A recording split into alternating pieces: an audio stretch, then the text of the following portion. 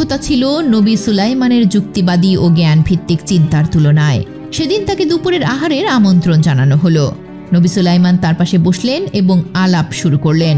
তিনি বললেন, আল্লাহ, যিনি সারা জাহানের পালনকর্তা এবং সর্বশ্রেষ্ঠ পরম দয়ালু, তার কথায় আমি বলছি, তিনি সূর্য সৃষ্টি করেছেন মানুষের সেবায়। যেমন করে বাগানের প্রজাপতি ও শাপলা ফুল আল্লাহর ইচ্ছায় পরিচালিত হয়, তেমনি সূর্য আল্লাহর সৃষ্টির অংশ, তার সেবায় নিয়োজিত মানুষের মতো এক মহান সৃষ্টির জন্য। অন্য কোনো সৃষ্টিকে সিজদা করা তা হচ্ছে মানুষের বুদ্ধিকে অপমান করা, হোক তা সূর্য। রানী বিলকিস যখন বুঝতে পারলেন তারা যাকে এতদিন উপাসনা করতেন সেই সূর্য আসলে শয়তানের তৈরি করা এক সুন্দর ফাঁদ ছিল, প্রথমবারের মতো সূর্যের উজ্জ্বলতা তার হৃদয়ে ম্লান হয়ে এলো।